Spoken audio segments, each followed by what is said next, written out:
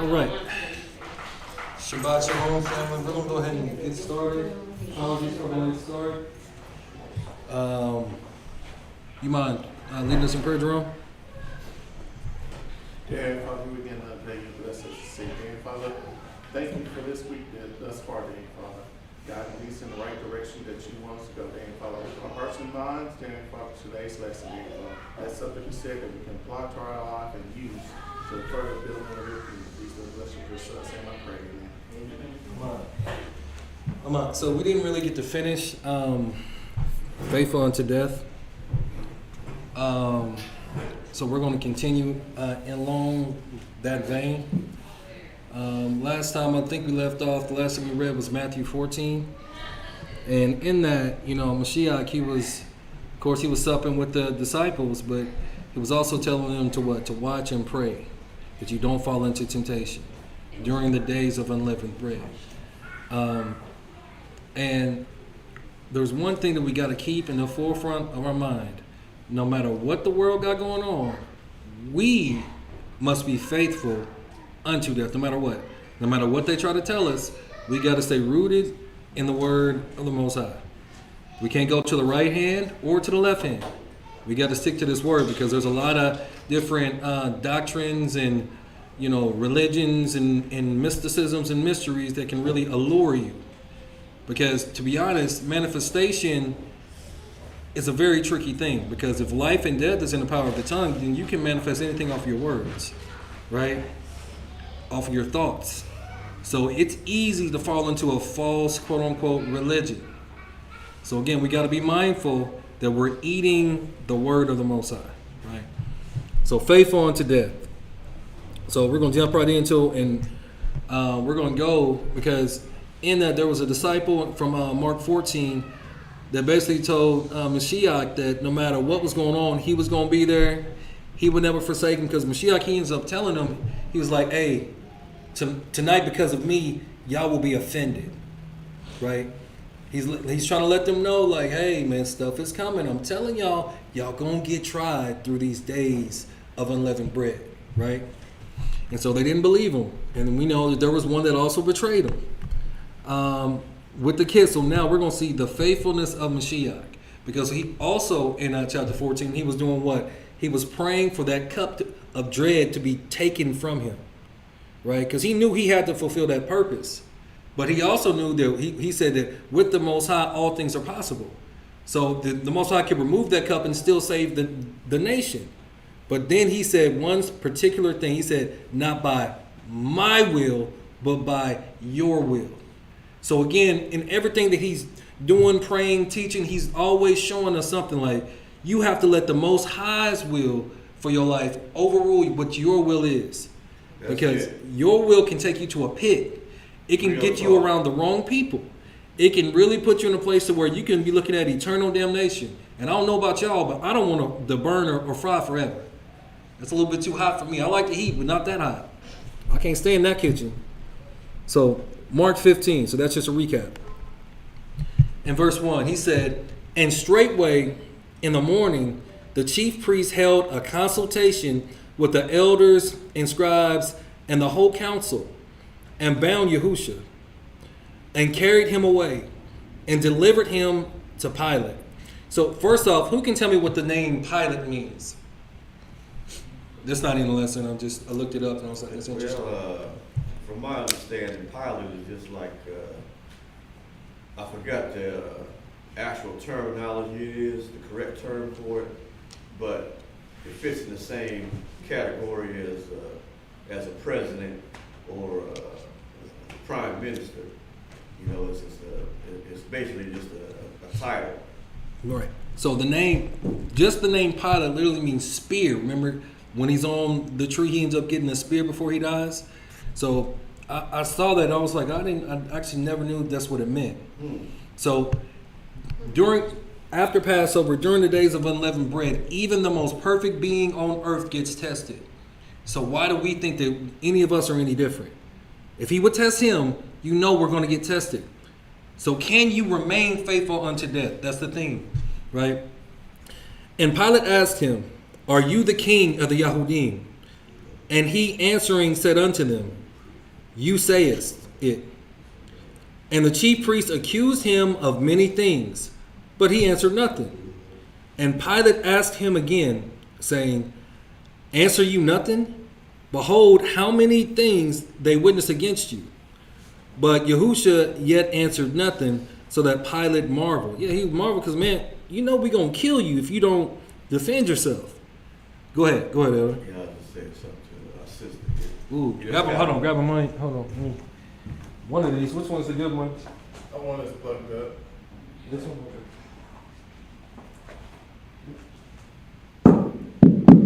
Oh, you want me to talk on the mic, man? Take the headset off, though. I want it to be all.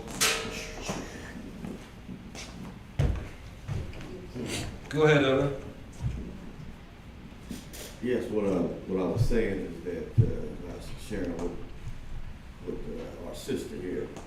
Actually, that makes sense. I mean, I can remember that because actually, when you deal with as a machinist, that's part of machining technology. When we get ready to go ahead and drill something, a lot of times we'll make pilot holes. Before we go ahead, and if we're starting off with something, we might make an 1/8 inch pilot hole, 1/2 inch. I didn't know it was called a pilot hole. It doesn't make any difference. All the bigger hole, if you're going to make a 2-inch hole, you might want to make a doggone 1/4 inch pilot hole. But all that pilot just means it's piercing a small hole through the product there. So that was kind of interesting. That's that term there. That ain't bad. So again, the most perfect person on earth, even through Passover and the days of unleavened bread, he was tried. There was a judgment that comes, because judgment comes after Passover. Even when we left Egypt, we go back to that. They had Passover, they left, the Egyptians come, they try to kill them. And then, Moses, once again, goes up, gets the covenant, the 10 commandments from the Most High. And while he's up there, what do? They didn't continue eating their unleavened bread. They fell back into sin. And so next thing you know, they had 40 years of judgment and nobody 20 years and over survived. Right? So when you were teaching yesterday, talking about we don't know how long this generation is going to last. So it's imperative that we continue to eat this unleavened bread throughout this time, because we know that he is our daily bread. So we got to commune, we got to read, we got to know these things. Right? Verse 6. Now at that feast, he released unto them one prisoner, whomsoever they desired. And there was one named Barabbas, which lay bound with them that had made insurrection with him, who had committed murder in the insurrection. So what does insurrection mean? What does insurrection mean? Insurrection is, if I'm not mistaken, it's kind of like almost like a rebellion. Right. There, So we have people that were rebelling against the Roman occupation. Not much different from the Israeli occupation of Palestine right now. Right? They were rebelling against it, and he ended up murdering some people, knocking some people off. Right? Shalom, young king. And the multitude, crying aloud, began to desire him to do as he had ever done unto them. But Pilate answered them, saying, Will you that I release unto you the king of the Yahudim? For he knew that the chief priests had delivered him for envy. So when I be reading this, a lot of times we just be letting, Pontius Pilate and them get off the hook. Because he said, this is what the people wanted. Your word could have overruled the people. Right? He could have kept them alive. He didn't do that. So we know, again, for certain bloodlines of people, especially when they keep sowing wickedness, we know that they got a greater judgment coming. And again, we don't really know the type of wickedness that our ancestors were actually doing. So make sure you're praying these things off of you, because you don't want to be a partaker in that judgment either, right? Hey, teacher Manny, I have to emphasize this, brother. Don't think that certain people that's listening in the audience, and listening out there in the airwaves, that they like what you saying, bro. Because I mean, this is just what you got to deal with, man. When you come with truth, and you gotta be faithful to the death, bro. And I'm telling you, man, it's real. I mean, the only thing that's keeping us like we are right now, being able to talk, freedom of speech, because the Most High, Hamashiach, has his protective hedge. Because trust me, bro, I've had plenty of people, man, in the last 60 years. I'm not using 60, that have wanted to silence me. I believe it. I definitely believe it, and it's I don't want to say it's a greater calling, but it is a greater responsibility that we all have, because especially since we've been awakened to the truth, especially when it comes to teaching the next generation. Because I always say this, it's our responsibility, every generation, to establish the covenant. From Abraham to Isaac to Jacob, you see it over and over again. The Most High keeps establishing the covenant. So that's what we have to do. And even my son who's running around here somewhere, that's going to be his responsibility one day, to establish the covenant and to push that thing forward. That's what we're supposed to be doing as men, because it's a man's covenant, right? It's not something to take lightly. So we're going to keep going. Verse 11. But the chief priest moved the people, that he should rather release Barabbas unto them. So another thing that we should know about these chief priests, the scribes and the Pharisees and the Sadducees of that day, there was another group of people who had also come in and who had become a part of the priesthood that was not from the line of Aaron, right? So they should have never been in there, but the Roman occupation would anoint certain people that would do whatever their bidding was as these chief priests.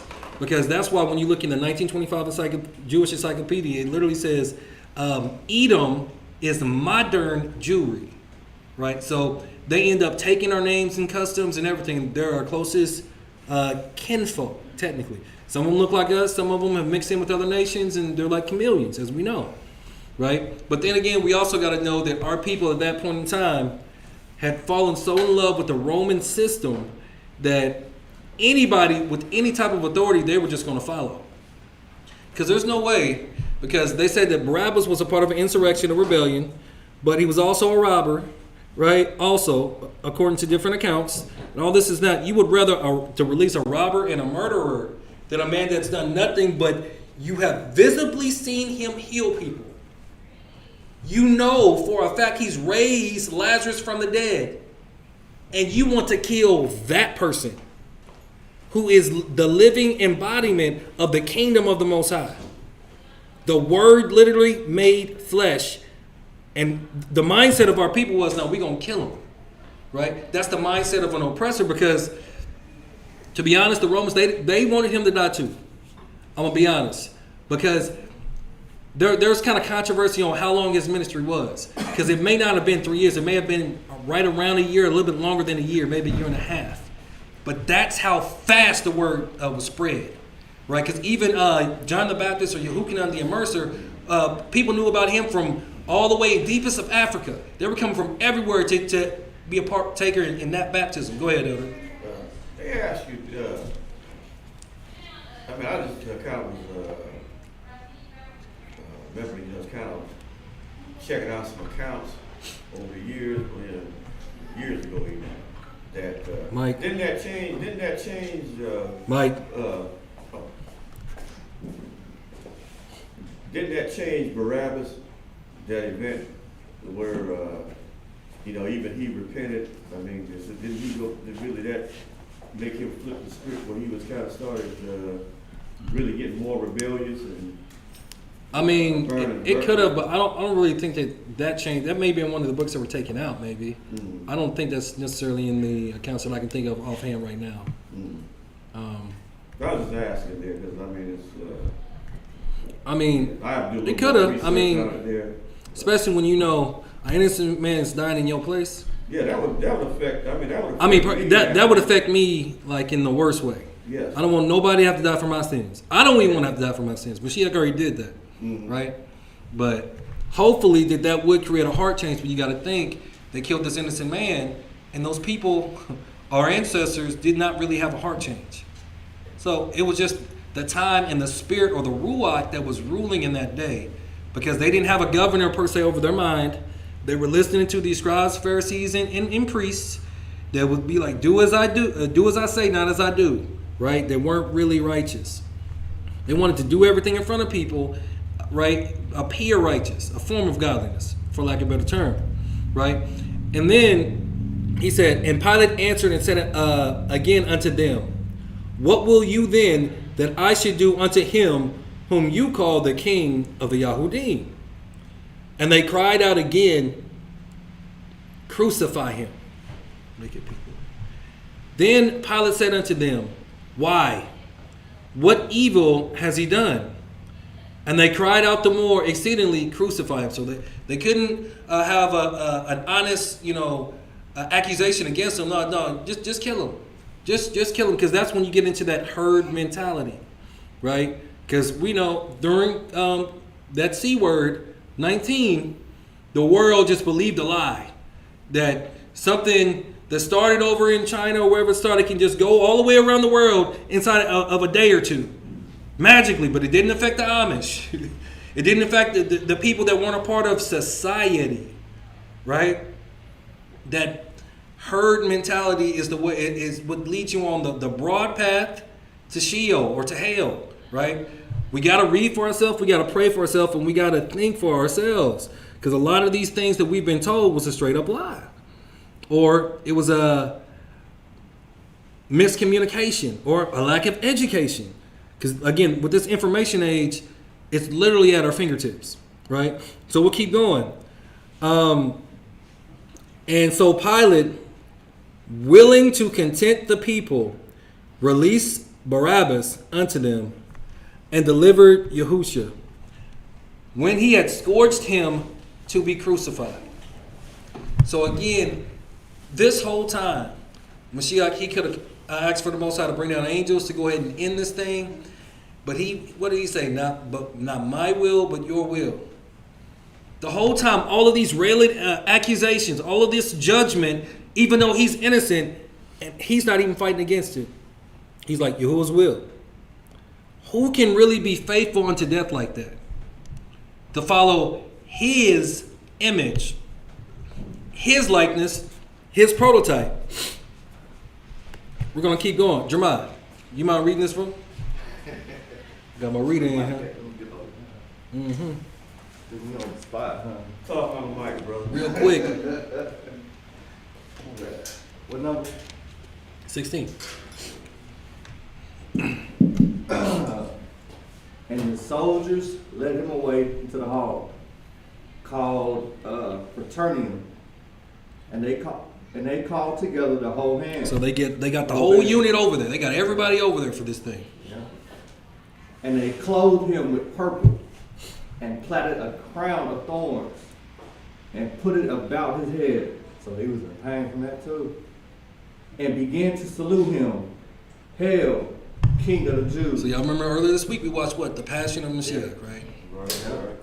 So do y'all think that he didn't know that all of this stuff was going to happen to him? Yeah, but he was still scared though. Huh? He was scared. Yeah, he knew. But he could have ran away. He could have called them legions down. He could have called the legions down. Yeah. But why did he remain faithful unto death? That's his father, and it's a prophecy. Because his purpose was bigger than his own emotions and his own happiness. Yeah. When you have a greater calling, sometimes there's greater responsibility for you. Sacrifice. It's bigger than you. You gotta sacrifice. People be so focused on, I'm not happy. I'm not this. I'm not that. You don't hear nothing about the Most High. You don't hear nothing about the Father. I'm not. Yeah. I'm not. Nothing. Nothing spiritual at all. Now, don't get me wrong. You're supposed to have a level of happiness, but if that's the only thing that you're worrying about, that shows me where you are lacking, right? If you're just worried about your happiness and not what can I do to push the kingdom forward, because that's what we've been doing as a tribe, right? We've been doing these little things, and we're building, and we're growing, and we're building to push the kingdom forward. But people really be selfish. Yeah. Like for real. Yeah. It'd be crazy because you like, so everything that you're saying is only about you. Yeah. Not anybody else's opinions Yeah. or anything. It's all about you. You don't even realize that you have created yourself as an El, right? The Most High said that we are Elohim, don't get me wrong. But now it's almost like you're worshiping yourself. Yeah. So you got to be careful about that, because Mashiach didn't even do that. He humbled himself as a son to the Father. That's the same mindset that we got to have, right? Keep going. And they smote him on the head with a reed, and did spit upon him, and bowing their knees, bowing their knees, worshiping him. So they smack him in the face with a reed, spit on him, Yeah. and and they were bowing their knees to worship him, Yeah. mocking the scriptures. Yeah. Having to go through all of that humiliation, but he still remained faithful, no matter what. Because the end game was more important than his temporary happiness in that moment. He was thinking about our future in mind, of this great salvation that was going to come in the future. The ancient mind was always thinking about their good heritage, right? Go ahead, Elder. You know, what was on my mind here, it goes really deeper than that, man, because I want you to think about this here. He's a living word. He was with the Most High at creation. Yeah. Like I said, he's the living image of the unseen Elohim. So angels, the Kadeshim, as it says in Hebrew, their emotions, man, their allegiance is to the creator of all. Mm-hmm. They don't have the same emotions that human beings do. Mm-hmm. Their emotions is tied to the Most High. Yeah. And what he feels, they feel. Yeah. That's the reason why they seem to be, when you take account of how they operate, they seem to be emotionless people. Yeah. But if the Most High loves us, they love us too. They just don't show it like that. Because their job as messengers basically tell us, get your act together. See, I would disagree with you. Yeah. So because they do show up, because they make sure that you don't dash your foot against a stone. You just don't be knowing. So this is the reason why, when you take the fallen ones, it was even Michael and Gabriel and all those cats said, look here, we feel sorry for these cats here because, look here, I don't want to have to ever go through this kind of jet. What they going through, trust me, I don't want to go through this here. Because you don't realize, because one of those angels, he's there to guard those spirits that's in hell. Mm-hmm. And even, I forgot, man, who he is, but he's over fire and all that. Mm-hmm. And he even said, man, look here, I don't want to be in these cats' shoes, and I'm the gatekeeper of these dudes. Yeah. Of this here. This is, so what Hamashiach, what he did, man, because you got to remember, man, he was born through flesh, so he had the same, he felt the same thing that we did. Yeah. So for him to go ahead and say, pass this cup to be your will, man, it goes a whole lot deeper. Because it must have been, he knew that had to be great. I couldn't do it. Yeah, no, I couldn't do that either. Let's keep it a buck. I couldn't do that either. I couldn't do it. I couldn't do it. Because, that's too much. I always go back to how ungrateful our people are. Never content. It's always got to be more. And again, it's that it's all about me and my happiness and what I need right now. That instant gratification. Never satisfied. Right. That literally destroys a nation. Like this whole social media age. Look what it's doing to the world. Look what it's doing to America. Yeah. Everybody fighting for life.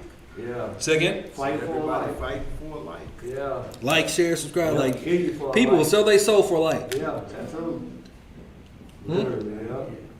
I mean, they will. Verse 20.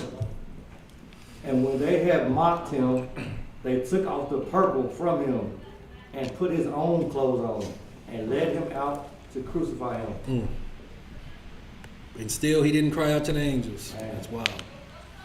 And they compelled one Simon Cyrenian, who passed by, coming out of the country, the father of Alexander and Rufus, to bear his cross. So I know they try to say he was a Canaanite or he was this, and that. He was black, He was wasn't he? actually an Israelite, right? Once you actually trace different things. But keep going. Okay. And they bring him unto the place Golgotha, which is being interpreted the place of the skull. That I thought it was the hill of the skull. Skull. Yeah. Right. And they gave him to drink wine mingled with myrrh, Myrrh.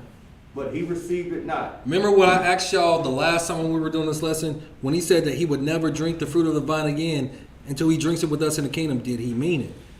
Literally. He literally meant Yeah, it. literally, yeah. Because he's like, no, I'm not drinking that. What is myrrh anyway? Huh? Myrrh? It's like Myrrh. What is it? Oh, myrrh. It's like something. It kind of smells good, Well, but okay. like it has different. It's got different uses though. I thought it was myrrh up there. No, myrrh. Okay. And when they had crucified him, they parted his garments, casting lots upon them, what every man should take. And it was the third hour, and they crucified him. You got to think about how inhumane that type of death is. So you just hanging on a tree, and you see them fighting over your clothes and like who's gonna get land, this, and that. You see your own people making fun of you. Some of them still probably spitting on them, talking crazy to them. The Sanhedrin, they up there Right. happy. You know the Sanhedrin was happy. They're like, yeah, we finally got rid of. Like, this is how wicked the people is, bro. Yeah. Again, he's performing every type of miracle you could ever want or think. Yeah. Literally healing people, imbuing power in people, and you afraid because that means you're going to lose your position of authority. Because again, they was worried about themselves. We got to get out of that. It's only about me and my happiness. The grand scheme of thing, it's way bigger than that. It's bigger than all of us, right? Yeah. So let's keep going. Verse 26. And the superscription Superscription. of his accusation was written over the king of the Jews. And with him they crucified two thieves, the one on his right hand and the other on his left. So keep going. And the scripture was fulfilled, which said, and he was numbered with the transgressors. Right, that's David, I believe. Keep going. And they that passed Isaiah.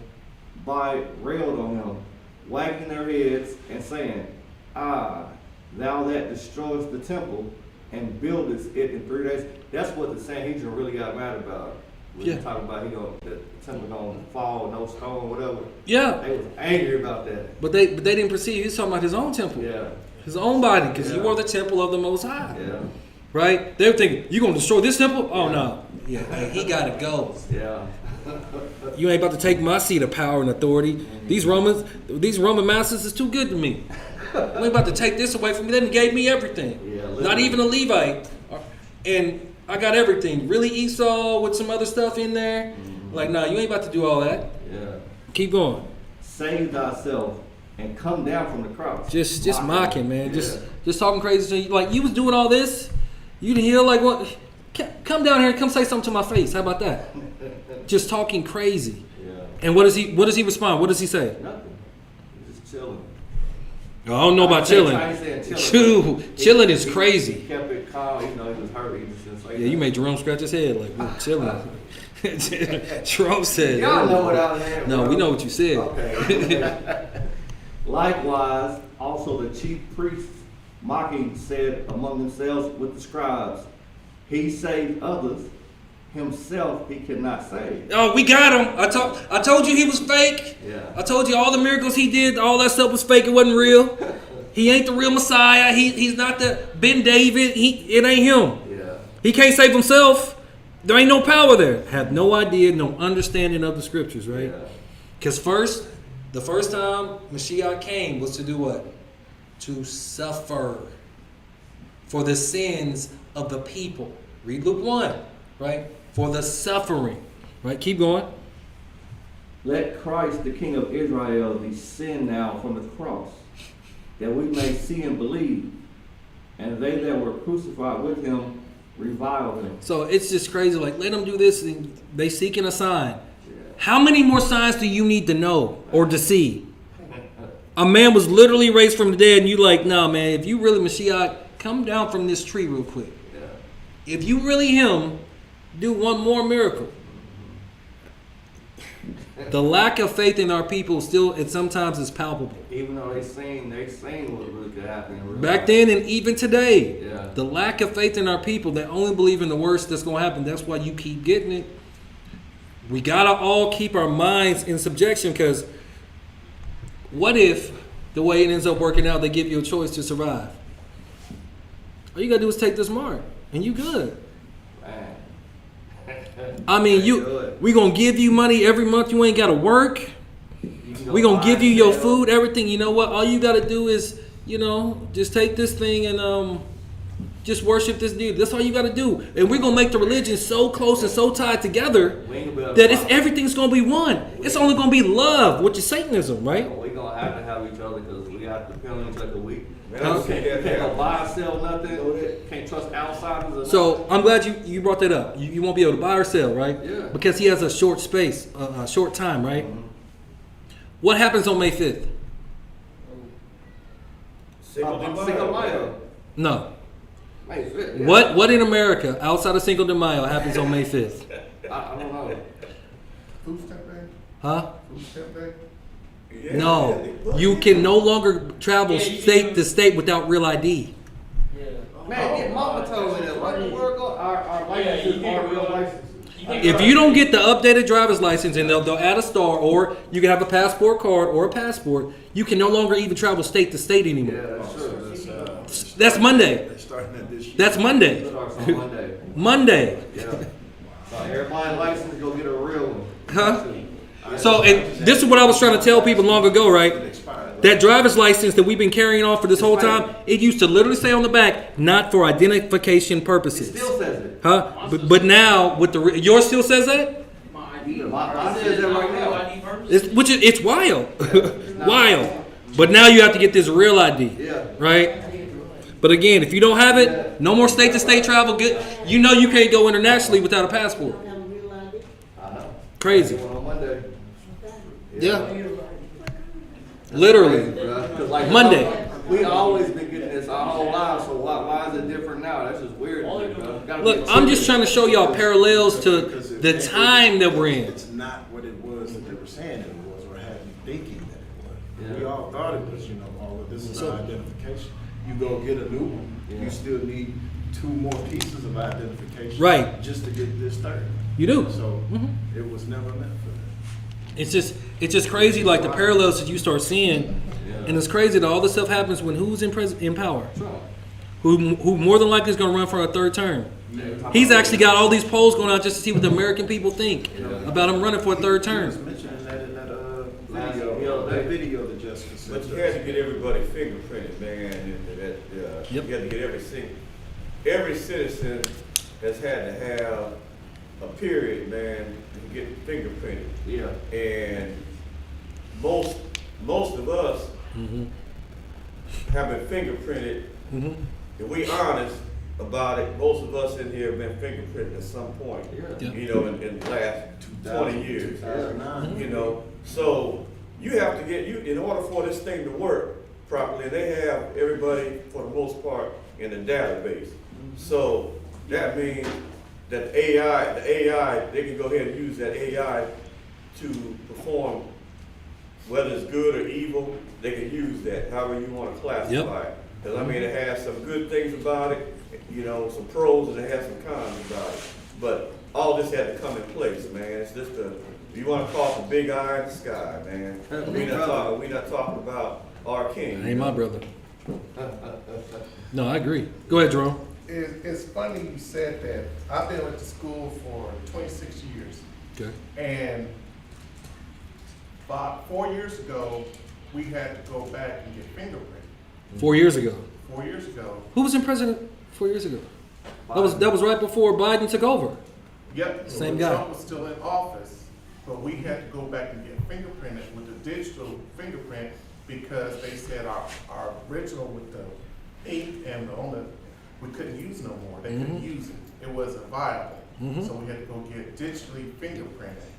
And some of the They were doing that older at the VA too, I want to say. and some of the older drivers had to drive to another city to get theirs because the digital wouldn't read their fingerprints because they're older. Yeah. But the ink still works, but the digital didn't work on it. And we're like, wow. And I had to go get a real ID because I have a commercial license, Mhm. but I'm also in a database. Mhm. So if I do anything Yep. or go anywhere, Yep. it red flags. Mhm. Oh, yeah. So I'm in a database. You where- there, baby. You know what it's called? It's called a dossier. You That's there. Mhm. You there. Yeah. So In order for me to get off that list, I have to turn in my CDL. But they know who has CDL license because we can transport stuff that you can't. We can deliver stuff that normal people can't do. Mhm. And they track our CDLs.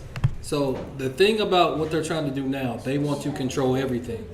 So people who have side hustles and be getting money under the table, that's why Trump said that we're going to be the #1 leading country in crypto.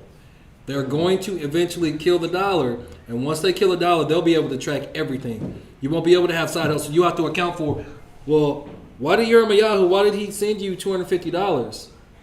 What was going on here? You have to report that to the IRS because everything's going to be digital.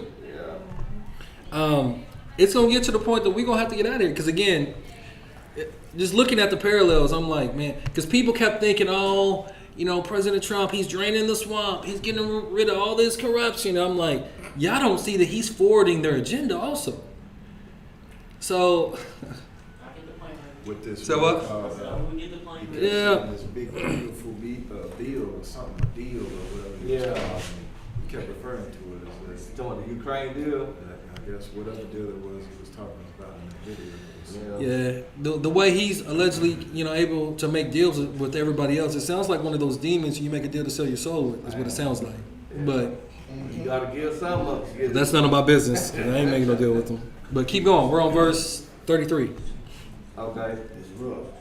And when the 6th hour was come, there was darkness over the whole land until the 9th hour. And at the 9th hour, Yeshua cried out with a loud voice, saying, I got it. Eloi, Eloi, lama sabachthani. Go ahead. which is being interpreted, My Yah, why hast thou forsaken me? Right? Because now he's saying that's fulfilling a psalm of David. Prophecy, yeah. Right? Okay. And some of them that stood by, when they heard it, said, Behold, he calleth Elias. Right. Or Elijah. Right? Keep going.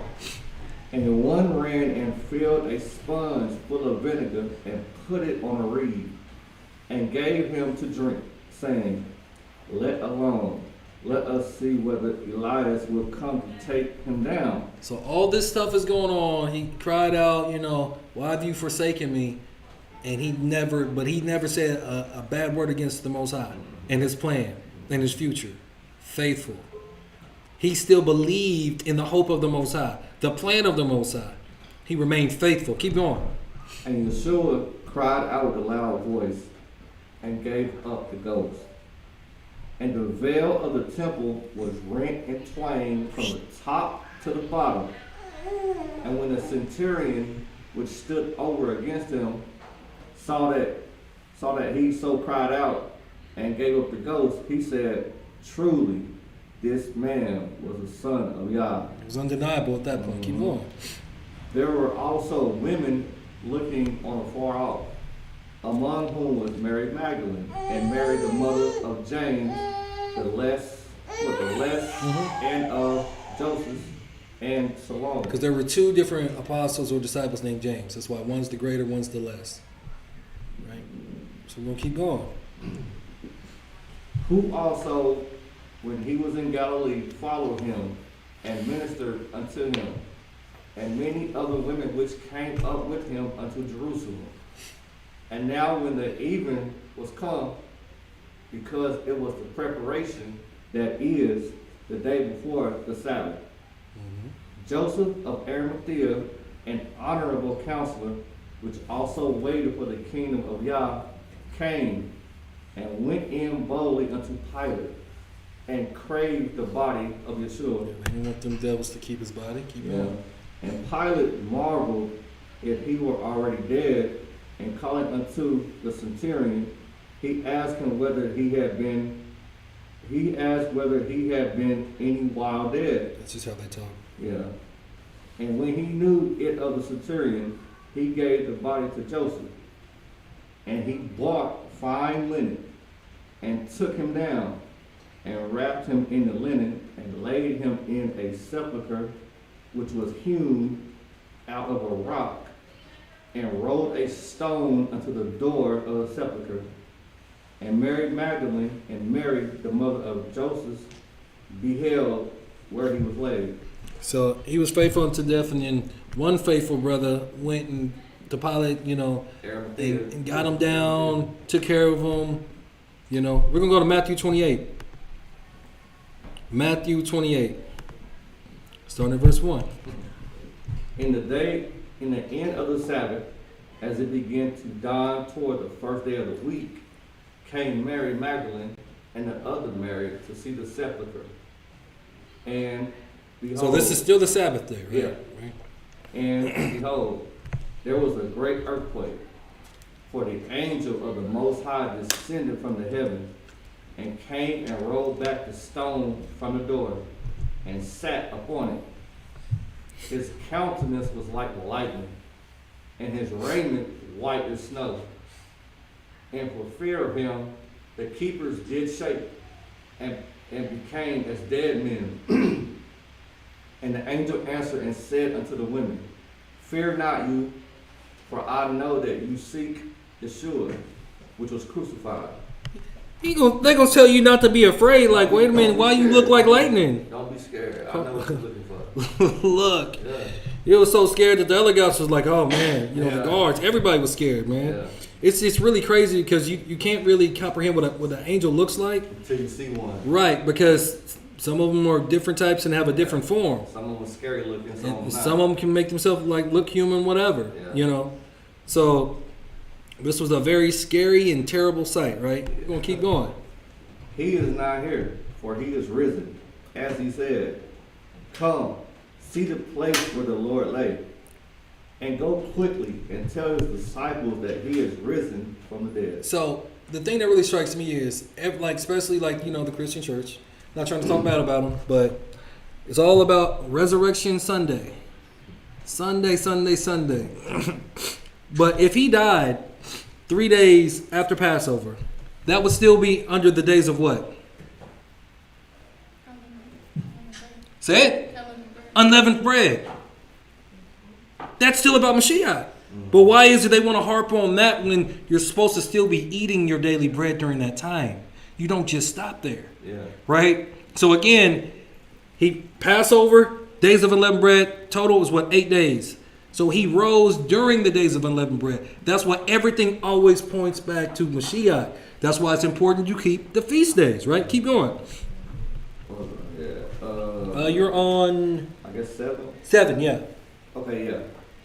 And behold, he goeth before you into Galilee. There shall you see him, I have told you. And they departed quickly from the sepulchre with fear and great joy, and did run to bring his disciples word. And as they went to tell his disciples, behold, Yeshua met them, saying, All hail. And they came and held him by the feet and worshiped him. Keep going. Okay. Then said Yeshua unto them, Be not afraid. Go tell my brethren that they go into Galilee, and there shall they see me. Y'all think you think Judas went to Galilee? Nah, he's good. He did already. So you don't think he went to Galilee? Nah. Only those that remained faithful and obedient went to Galilee, right? We're going to keep going. Now when they were going, behold, some of the watch came into the city, and showed unto the chief priests all the things that were done. And when they were assembled with the elders, and had taken counsel, they gave large money unto the soldiers, saying, Say you, his disciples came by night, and stole him away while we were slept. Just worried about their own image. Right? Yeah. Mm-hmm. And if this come to the governor's ears, we will persuade him and secure you. So they took the money and did as they were taught. And this saying is commonly reported among the Jews unto this day. Yeah. The reason why we're reading this account, because I wanted y'all to see that it said prior to the first day of the week, it was going there, but he had already risen before that on the Shabbat, right? So that would be a high holy Shabbat also, right? Keep going. Then the 11 disciples went away into Galilee, into a mountain where Yeshua had appointed them. And when they saw him, they worshipped him, but some doubted. And Yeshua came and spake unto them, saying, All power is given unto me in heaven and in earth. Go you therefore and teach all nations, baptizing them in the name of the Father and of the Son and of the Holy Ghost, teaching them to observe all things whatsoever I have commanded you. And lo, I am with you always, even until the end of the world. Amen. So the thing about being faithful is when the stuff really hits the fan, you got to remember he's still with you, even until your end, right? So there's a question that you have to ask yourself. Can you be faithful unto death? And then on top of that, can you become the bread of the Kohanim? You have to embody that thing. Because if there's one thing you better not do in this hour is lose your savor, right? You better become the bread of the Kohanim. And I say that because we're going to go to Matthew 5. So that's one thing about Mashiach. He didn't miss an opportunity to teach. And he really wouldn't mince or save words. Because every time when he was really talking was really just like Basora or gospel. He was always teaching something, right? He never missed an opportunity to teach. Right? Even from the beginning of his ministry, he was trying to prepare them for his end so that he could be resurrected. But they were, you get caught up in the signs and the wonders and the miracles. If you're not really holding on to them words, you can forget certain things, right? So Matthew 5, we're going to read verses 1 through 13. Okay. And seeing the multitudes, he went up into a mountain. And when he was set, his disciples came unto him. And he opened his mouth and taught them, saying, Blessed are the poor in spirit, for theirs is the kingdom of heaven. So what does it mean to be poor in spirit? Not strong. Lacking in faith. Not strong. Not necessarily lacking in faith, but knowing that you need your Father. Knowing that you can't do it without him, right? It's not about everything that you think that you can do. Again, it's about making sure that you're, what Mama Griffin was talking about, being intimate, getting into that quiet place, right? Really seeking his face, diligently seeking that thing, right? Keep going. Okay. And he opened his mouth and taught them, saying, Blessed are the poor in spirit, for theirs is the kingdom of heaven. Blessed are they that mourn, for they shall be comforted. My bad. Blessed are the meek, for they shall inherit the earth. So really, he just gave them the code. Just in those 3 verses. If you want to be in to attain the kingdom of the Most High, what do you got to do? Poor in spirit, cry out to the Most High. Lean on the Most High. Not on your own understanding, not on your own spirit, not on your own strength, right? Then he said, Blessed are they that mourn, for they shall be comforted. But the disciples couldn't have known he was trying to prepare them for what was going to come, because they were the ones that were in mourning. Yeah. And then he was resurrected, right? And then he said, Blessed are the meek, for they shall inherit the earth. That is the spirit and demeanor that you should be living in, not of arrogancy, not of pride, not of thinking too highly of yourself, being meek at all times. Doesn't meek also translate to teachable? Yeah, you got to be. You got to be teachable. If you're not teachable, if you're not coachable, approachable, you ain't inheriting the earth, right? And these are keys that he was giving them so they can remain in that power, so they can be faithful unto death, right? Keep going. I read all that. I know, I'm waiting for the slide, my bad. Blessed are they which do hunger and thirst after righteousness, for they shall be filled. Blessed are the merciful, for they shall obtain mercy. Blessed are the pure in heart, for they shall see Yah. Blessed are the peacemakers, for they shall be called the children of Yah. Blessed are they which are persecuted for righteousness' sake, for theirs is the kingdom of heaven. All right, Jill, I want you to come up here, and I want you to break down those verses and what you're getting out of it. 6 through 10. Mm-hmm. And what I get out of Yeah, start at verse 6. 6, blessed are they which do hunger and thirst after righteousness, for they shall be filled. So those who are trying to continue and be in the ways of the Most High and just abide by His law that's been given to us. Right, because that's why when I made the statement, don't just come to a feast day just to physically eat. You got to be hungered and thirsting after that thing, right? And with that said, for they shall be filled. So what I'm getting from that is just, getting everything that they need at that time for that time. He said, I shall not want. So 7, blessed are the merciful, for they shall obtain mercy. So just having a spirit of mercy towards your brother, your neighbor, or whomever. Not If always. you ain't got no mercy in your heart, you're not going to receive it. Like not always, just quick to be at somebody's throat because for whatever reason, whether you're not seeing eye to eye or whatever it may be, still try to get some understanding about their situation, whatever's at hand. So just be mercy for that moment to understand what's going on with these situations. And then it says, for they shall obtain mercy. So the Most High have mercy on you. Right.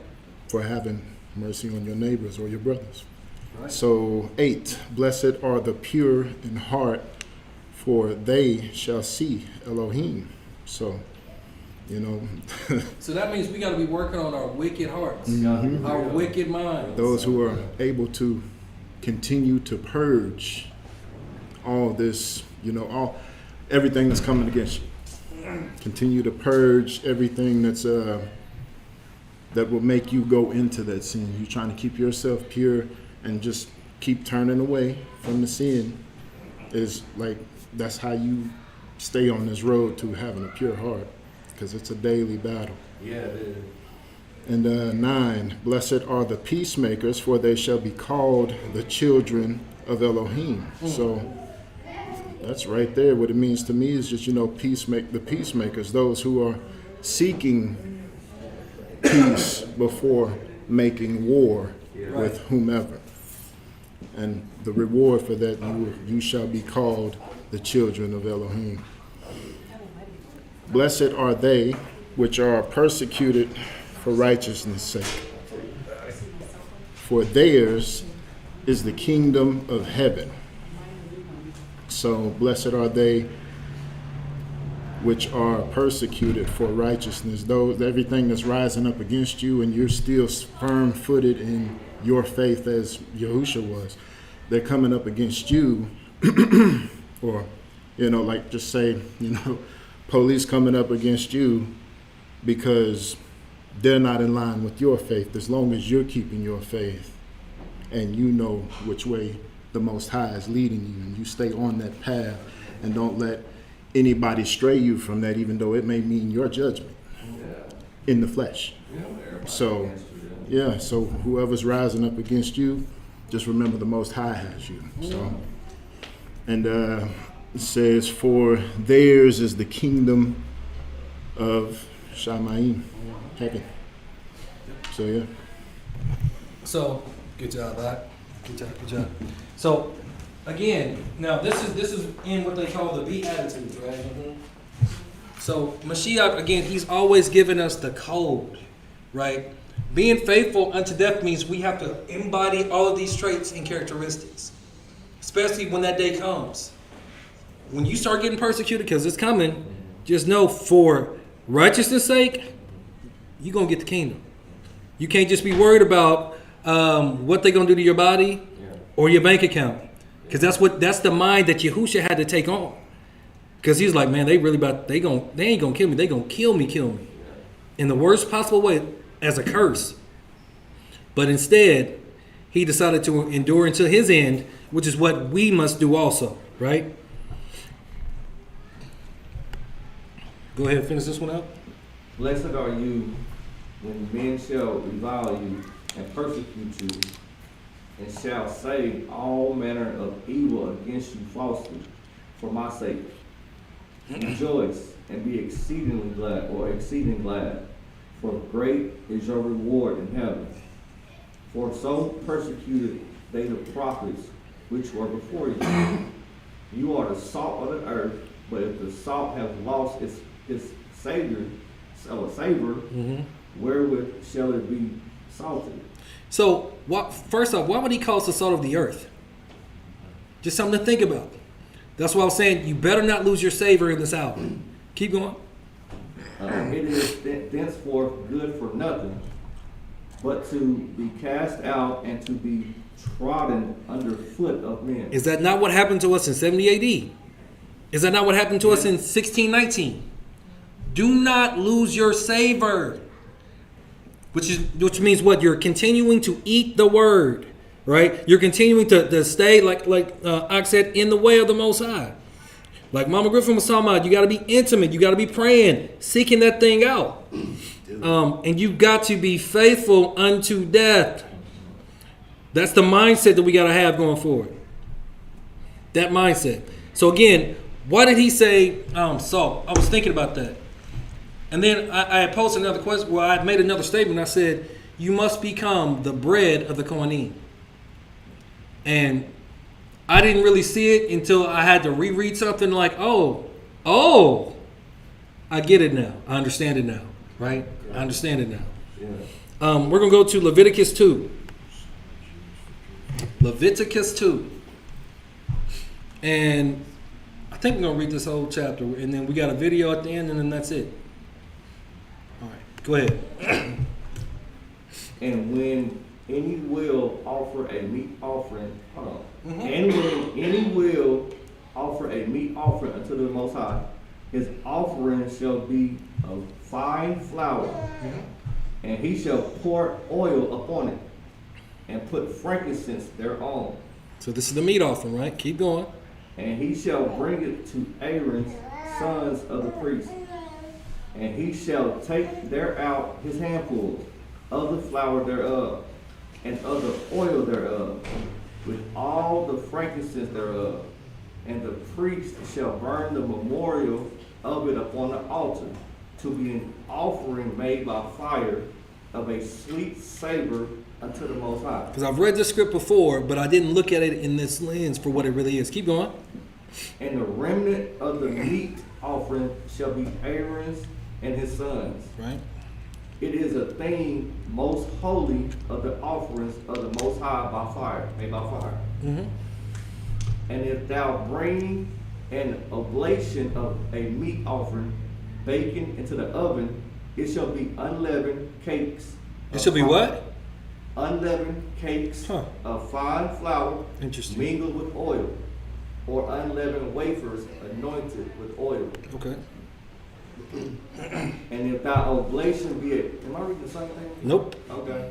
And if thy oblation be a meat offering bacon in a pan, it shall be a fine flour, unleavened, mingled with oil. Thou shalt part it into pieces and pour oil thereon. It is meat offering. It is a meat offering. So that fried chicken gonna be hitting, right? Keep going. Keep going. And if thou oblation be an offering bacon into the frying pan, it shall be made of fine flour with oil. And thou shalt bring the meat offering that is made of these things unto the Most High.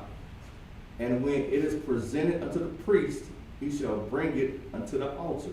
And the priest shall take from the meat offering a memorial thereof, and shall burn it upon the altar. It is an offering made by a fire of a sweet savor unto the Most High. And that which is left of the meat offering shall be Aaron's and his sons. Right. It is a thing most holy of the offerings of the Most High made by fire. So it's really crazy because we're talking about meat offering, right? I'm reading the same thing over and over. Right. That's what it feels like, right? So again, can you become the bread of the Kohanim? Can you do that? Do y'all know what the bread of the Kohanim is? The body?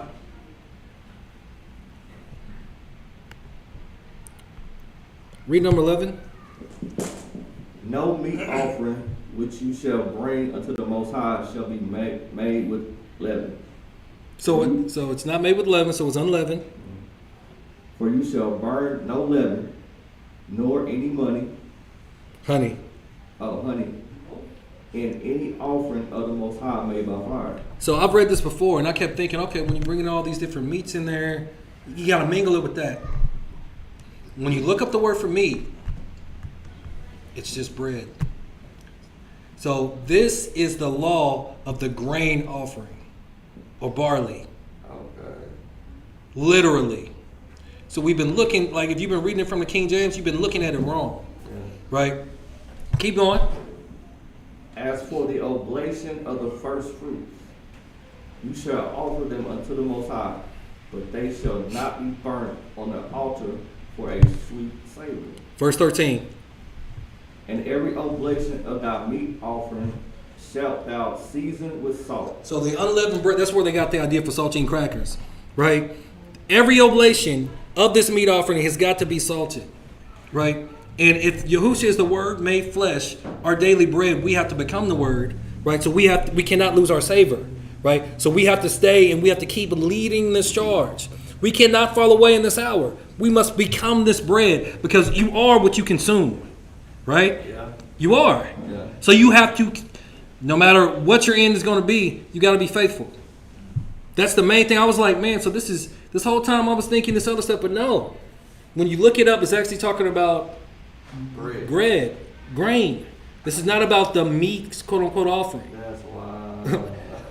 That's why it's good to get out of the King James version just to make sure everything is actually lining up sometimes, right? Yeah. Keep going. And every oblation of thy meat offering shalt thou season with salt. Neither shalt thou suffer. The salt is the what? What? Keep going. Keep reading. Okay, yeah. Neither shalt thou suffer the salt of the covenant of thy Yah to be lacking from thy meat offering. And we just read that Yahushua said that you are the salt of the earth. That's why it's important for you not to lose your savor, because it's about the covenant. That's what this whole thing is about. Establishing, reestablishing, and pushing that thing forward. It's all about the covenant. Did you read all of this? Now, with all thine offerings thou shalt offer salt. So Every offering, when it comes to unleavened bread, has got to be salted. And if thou offer a meat offering of thy first fruits unto the Most High, thou shalt offer for the meat offering of thy first fruits green ears of corn dried by the fire, even corn beaten out of full ears. And thou shalt put oil upon it, and lay frankincense thereon. It is a meat offering. And the priest shall burn the memorial of it, part of the beaten corn thereof, and part of the oil thereof, with all the frankincense thereof. It is an offering made by fire unto the Most High. So again, I want y'all to actually go behind me and look and see if Leviticus chapter 2 is actually about a grain offering, because it's not about meat. It's really not. And so it's important for us not to lose the savor, which is the salt, and we're the salt of the earth, because again, it's about the covenant. But you can lose your savor if you're worried about what they can do to you, Get scared. right? So I got a video that I'm gonna play. I'm pretty sure Elder probably already watched it, and then we're gonna call it for the day.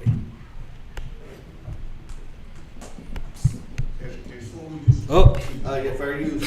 fair use. This is for educational and training purposes. Thank you. Amazon.com and grab a copy of my book, Education and Justice. If you have an African American son in public school, you need this book, because I teach you the many ways that public schools mistreat African American boys and what you can do to help your son. So go over there and get your copy immediately.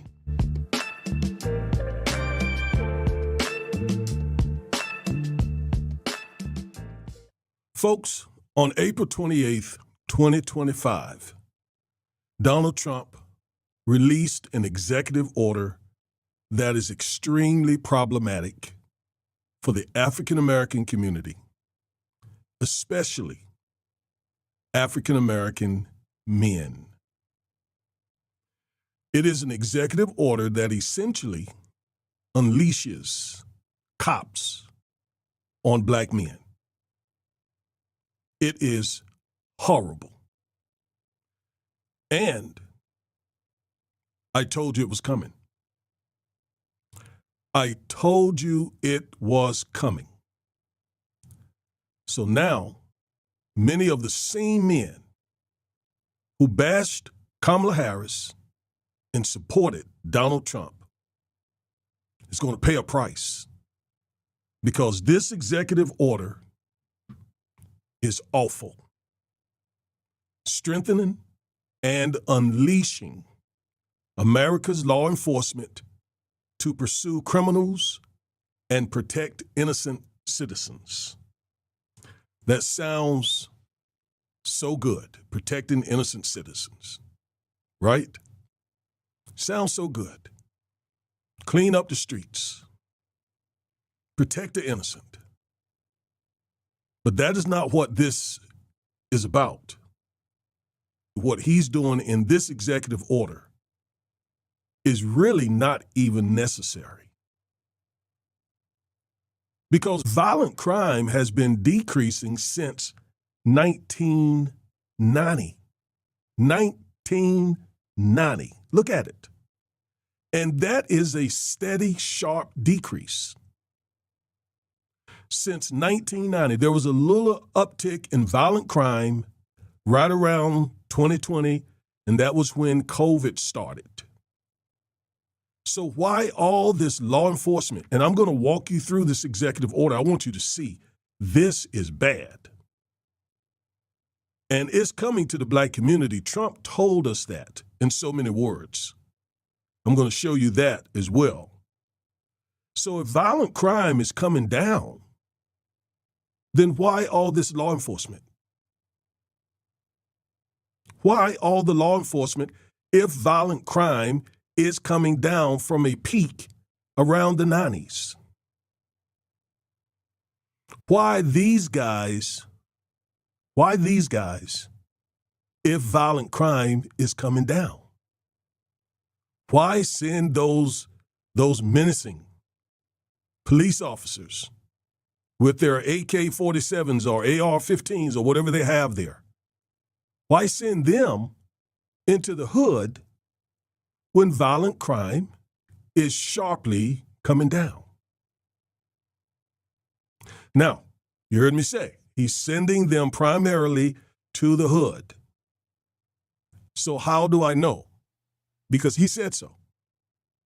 He said so when he visited that Detroit church while he was on the campaign trail. Let's listen to what he says. We'll bring back public safety and defend our communities for law-abiding American citizens. Look, the crime is most rampant right here and in African-American communities, and more people see me and they say, sir, we want protection. We want police to protect us. We don't want to get robbed and mugged and beat up or killed because we want to walk across the street to buy a loaf of bread. They want it so badly. The fake news doesn't talk about it. But the black population wants law enforcement more than any other population. So I think it's an important thing to say. So there you have it. He said two things in that clip. One, he says,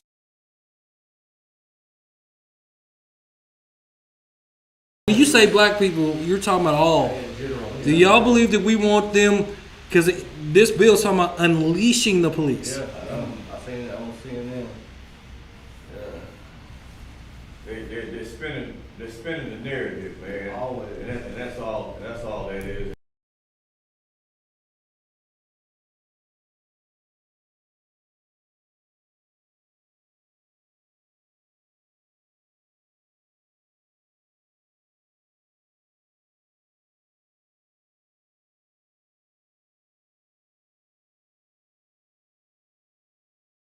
Facts. They know, so that cat right there, just from. Yeah, he's well, on you know, he's the paid by the Democrat Right. Party, but I Try- mean, really, you got, he's a sellout, but see, the bottom line. They're all sellout. I'm gonna get back to the movie though. I'm gonna get back to the video.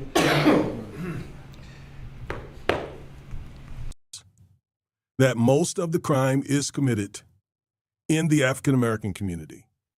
And he also said that he has been begged by black people to send those guys in. Right? That's what he said. So he's going to send them in, these guys, yet at the same time, violent crime is what? Is going down. All right, so let's take a look at his executive order. It is really serious and very dangerous for African American people. Let's go look at it. Now, here it is. Strengthening and unleashing America's law enforcement to pursue criminals and protect innocent citizens. And might I point out, he uses the word unleashing. Unleashing. All right, so let's scroll here and read this. By the authority vested in me as president by the Constitution and the laws of the United States of America, it is hereby ordered. Section 1, Purpose and Policy. Safe communities rely on the backbone and heroism of tough and well-equipped police force. Tough and well-equipped. Those words are in there for a purpose. My administration is steadfastly committed to empowering state and local law enforcement to firmly, I want you to see all the hyperbolic words he used to drive his point home. To firmly, he's trying to make the point, I'm not playing around. I'm not playing around with you folks. Firmly police dangerous criminal behavior and protect innocent citizens. When local leaders demonize law enforcement and impose legal and political handcuffs that make aggressively enforcing the law impossible, so he wants the law enforced aggressively on some of you same folks who voted for him, who supported him, who dragged Kamala Harris, talking about her prosecutorial record. Well, now you're getting ready to really deal with some stuff. And when he talks about when local leaders demonize law enforcement and impose legal and political handcuffs, basically forget any sort of police reform. Forget any kind of prosecutorial reform as far as he has anything to do with it. He says, my administration, therefore, established best practices at the state and local level. What kind of best practices do you think he's talking about? What kind of best practices do you think he's talking about? I'll show you one of them. Watch this. Joe Biden and the defund the police Democrats have turned our once great cities into cesspools of bloodshed and crime. There's never been anything like it. Here's my plan to restore law and order in our cities and throughout our country, frankly. First, because police forces have been gutted by Democrats' war on police, I will sign a record investment in hiring, retention, and training for police officers nationwide. So important. This bill will also increase vital protections for officers because the Democrats want to take those protections away from our police because we want them to do their jobs right. You can't take their protections away if you're going to have them do their jobs properly. Second, to qualify for this new funding and all other Justice Department grants, I will insist that local jurisdictions return to proven common sense policing measures, such as stop and frisk. What? Bro, what are you talking about, man? Stop and frisk. Stop and frisk. Stop and frisk. Stop and frisk. Stop and frisk. Stop and frisk. Stop and frisk. Stop and frisk. Stop and frisk. Stop and frisk. Man, I made a few videos talking about what was coming if he was reelected. And stop and frisk is not all that's coming. No. That's just one. That's just one of the things that he has in mind. Okay, let's go back now and finish reading this executive order. So he goes on to say, establish best practices at the state and local level for cities to unleash high-impact local police forces. You say, well, how can he do that? He's over the federal government. Because of the money, the federal funding that he controls. These local law enforcement departments, and there are a bunch of them, 18,000 or so across the country, they depend on federal funding. And he's going to condition that federal funding on them implementing these policies, these so-called best practices. So that's how he's going to do it. So it goes on to say, and local level for the cities to unleash high-impact local police forces, protect and defend law enforcement officers wrongly accused and abused by state or local officials. Now, tell you exactly what that means. That means that he wants to stop all this holding police accountable for the stuff they do to African-American men. Stop all these lawsuits, all this litigation. Because in his mind, they're just doing their job. So what? They bang a few heads. So what? They violate the Constitution. So what? They kill innocent, unarmed black men. So what? They're doing their jobs. All right? I'm helping you read between the line of this. Read between the lines. My administration will work to ensure that law enforcement officers across America focus on ending crime. Watch this. Not pursuing harmful, illegal race and sex-based equity policies. Man, Trump hates equity, equality. He hates it. So he says if he has anything to do with it, cops are not going to be out there thinking about whether what they're about to do is equitable, if they're treating people right or wrong. In other words, he's going to make sure that they're not thinking about civil rights and trying to treat people with respect and all that. He wants them out there, as he said, ending crime and not being concerned and bothered with illegal race and sex-based equity policies. The result will be a law-abiding society in which tenacious. When I hear somebody talk about tenacious law enforcement as an attorney, as a civil rights and criminal defense lawyer, I imagine them kicking in doors, banging heads. I imagine them throwing people to the sidewalk, smashing their heads into the cement. That's what I hear, because that's exactly what I see as a civil rights and criminal defense attorney who represent mostly black people and especially young, middle-aged, and older black men. I told you this was coming. I told you. Tenacious law enforcement officers protect the innocent. Violations of law are not tolerated, and American communities are safely enjoyed by all their citizens again. Now, let me say this. Who doesn't want safe neighborhoods? We all want safe neighborhoods, right? I want my neighborhood safe. You want your neighborhood safe. So to the degree that we're getting safe neighborhoods, that's great. But what is it that I've shown you already several times? Violent crime is going down. Violent crime is going down sharply.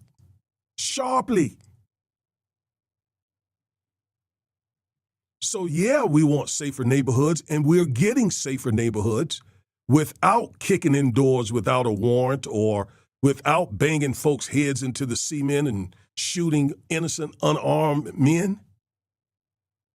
We're already seeing a drastic decrease in violent crime.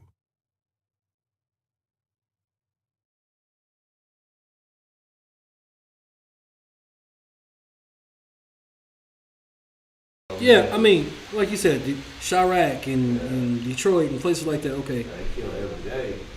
And it's young, like 15, Yeah, the YNs. Yeah. Like, yeah, no, like we understand that, but this bill, it didn't just say like the major problem areas. It says unleashing them everywhere.